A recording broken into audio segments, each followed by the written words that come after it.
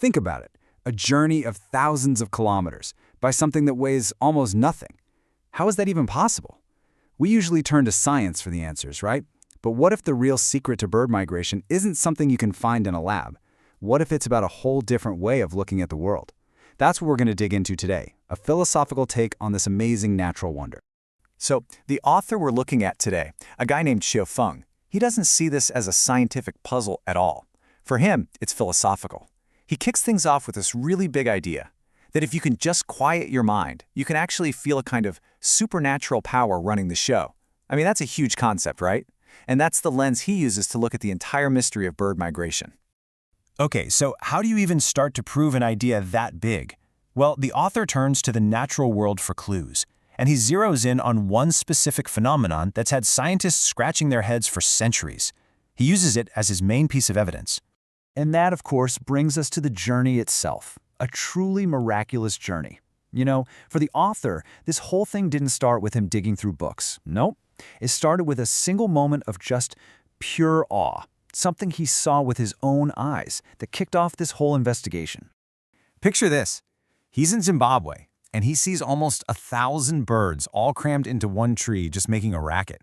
Then they start circling, going up, and then bam!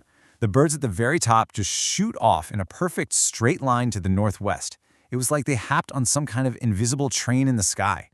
And he realized, wow, they must have found a super powerful air current to just ride along. To really get your head around the sheer scale of these trips, just think about the Arctic Tern.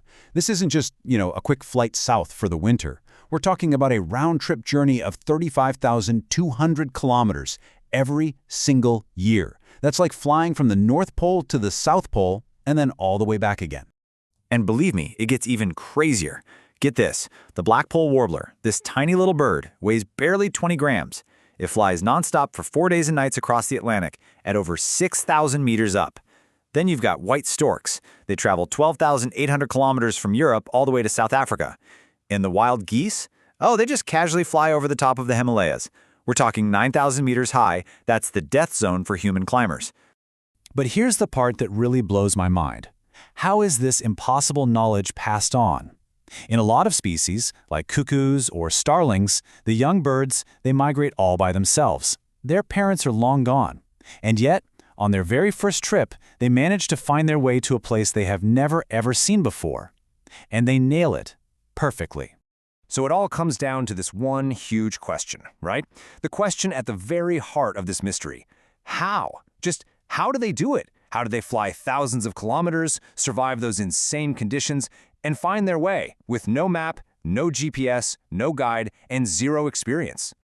All right, so what does science have to say about all this? I mean, for decades, researchers have been trying to crack this code, and they've basically come up with 4 big theories.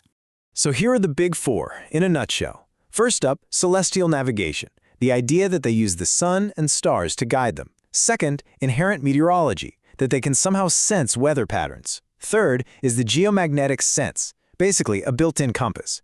And finally, number 4, evolutionary instinct, the idea that this whole roadmap has just baked into their DNA. Now, all of those sound pretty plausible, right? On the surface, anyway. But the author we're following, Xiu Feng, he looks at these explanations and he's not buying it. He actually calls them fanciful and groundless. He argues that when you really look closely, none of them actually hold water. Okay, let's start with theory number 1, celestial navigation. So the idea here is that birds have some kind of internal clock and, like, a sextant built into their brains. This would let them do all these complex calculations using the sun and stars to figure out exactly where they are and where they're going. And the author's response to this is just pure sarcasm. He says, wow, migratory birds are much smarter than Einstein. I mean, he thinks it's completely absurd to even suggest that a bird's tiny little brain could be doing complex astronomical math while flying. That's something that would be tough for a human sailor, even with all the right tools. All right, on to the second theory, inherent meteorology. The idea here is that birds are basically master weather forecasters. They can sense tiny little changes in air pressure and wind and use that to time their flights perfectly to catch the best currents. But the author pushes back on this with a pretty famous story. He brings up the legendary swallows of Capistrano. The story goes that they return to this one small American town every single year, at dawn, on the dot, March 29th.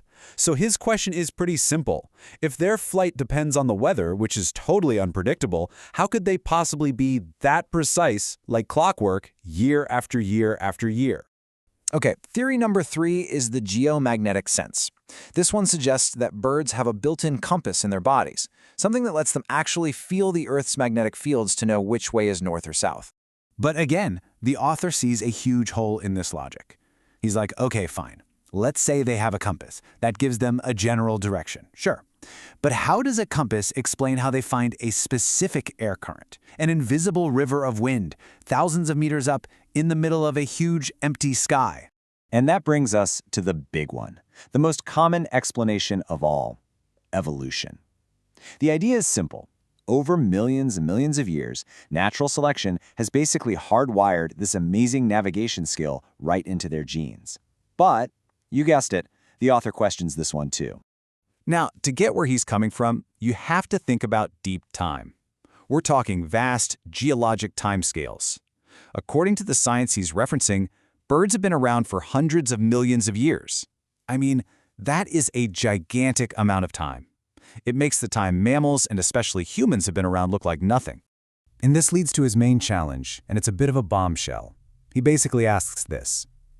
If birds have had hundreds of millions of years to evolve this genius-level navigation skill, something that's way beyond what we can do, then why haven't they also evolved into what he calls more advanced animals?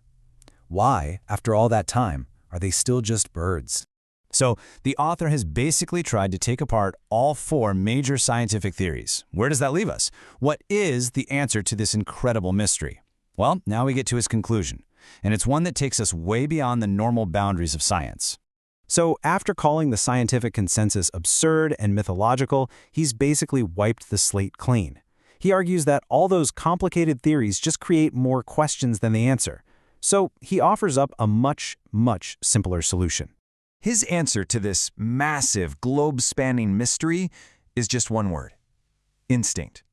For him, it's not about learning, it's not about complex math, it's just an innate, deep-down knowledge. You know, think about how a bee just knows how to build a perfect honeycomb. It doesn't go to school for it just does it. But see, just saying the answer is instinct, well, that just opens up a whole new, even deeper question, doesn't it? And that's exactly where the author leaves us. He doesn't end with an answer, he ends with a new mystery. What is instinct, really?